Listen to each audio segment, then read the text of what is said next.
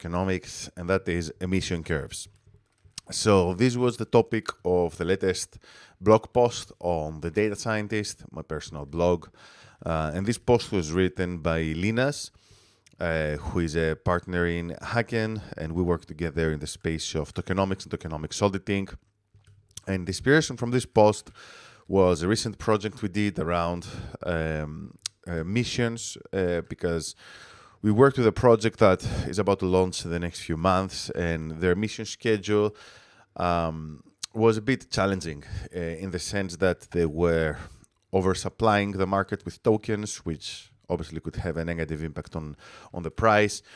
And we started looking into different types of solutions we could come up with in order to make sure that the emission schedule is a bit more intelligent, a bit more adaptive, and wouldn't crush the price of the token. And this is really the inspiration behind this post. So when the time comes to discuss token emissions, most of the tokens, they are usually released following a linear release schedule, which is pretty much fine. But one of the reasons that this is taking place is because not only it's easy to understand, but it's also easy to do on Excel, right? So that's like a sad reality of many things in the space of tokenomics that quite often tokenomists and as well as crypto startup founders, they do things simply because Excel is the only tool they know how to use. However, there are certain cases where a linear release schedule might not be optimal. So I'd say there are three reasons cited here, like the lack of innovation, misalignment with project goals, and the lack of adaptability.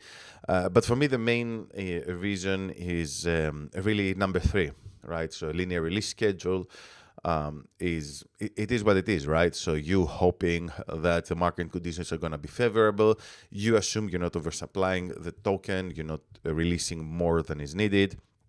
And it can be the case that maybe this is not true, right? So it's good to be aware of alternatives in terms of release schedules, simply because I'm not saying that all alternatives, are great, or that every project should use, one of these alternatives. But there are situations where it might make sense to release more tokens at a later stage, or more tokens at an earlier stage, or even to decide upon the token release as you go along. And this is really where the inspiration from all the suggestions comes from. So, for example, a release schedule which is a slight modification of the linear schedule is a sigmoid curve. So, where you release a small number of tokens at the beginning, then you ramp up as the project matures, and then eventually you end up with a linear release schedule, which then saturates at later stages of the project. So it's more defensive at the first few months, and then you get a bit more aggressive as time goes by. And this shows essentially the inflation rate of this curve. So you can see there is essentially a period after once the project matures where this bump essentially means that you can release a large number of tokens with a short period of time. But when you do this, the project has already matured, so it's a bit safer to do this at that point rather than, for example, if you were trying to do this earlier. Again, that's like a proof of concept. I'm not saying that this is good for every single project, but it's a mechanism that I think it's good to be aware of. Then other mechanisms is exponential decay, which it's good to mention, but I don't think I think the projects that would probably benefit from this are projects where the very early stage they launch on the scene with a bang, and they really they believe that the project is going to be the strongest early on, and they feel, maybe they launch during the peak of a bull run, so they're like, yeah, this is where we can actually release the largest number of rewards and tokens. Then again, you have to figure out what's happening after a point when a bear market follows the bull run. A step function is like a discontinuous, let's say, linear release schedule. I guess this is type of schedule that makes sense if you're tying these incentives to certain events. So this might make more sense in situations like gaming, perhaps. So you can say, yeah, every month, for example, we're going to hold a tournament, and this is when we release the tokens. And then obviously logarithmic, so where you release, the logarithmic and the exponential curve, they're obviously very tightly like connected. One is like the inverse of the other, right? So it's essentially like an inversion of the axis as to how you represent each one of them. Like similar idea, you release more tokens in the beginning and then you saturate.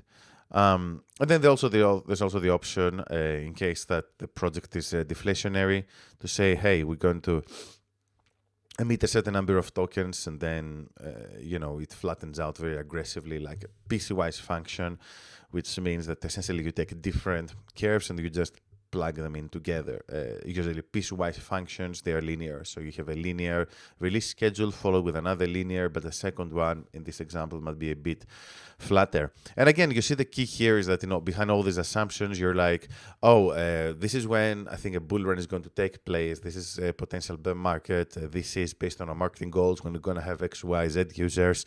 And based off of that, you're like, okay, this is when we're going to experience more sales pressure or we're going to experience less sales pressure and so on and so forth. So this is really what we're trying to do here. And then we have the polynomial curve, which is when this particular example, you see a quadratic curve essentially where that ramps up very aggressively after a certain point in time. So this might be good if, for example, you think that during maybe you're launching during a bear market and you're like, we don't want to oversupply the market with our coin, but maybe around this point in time there's going to be a bull run because we expect a next Bitcoin halving or whatever, and this is where you can start flooding the market with rewards, start some marketing campaigns, things like that, and you know that the market can actually absorb this sell pressure.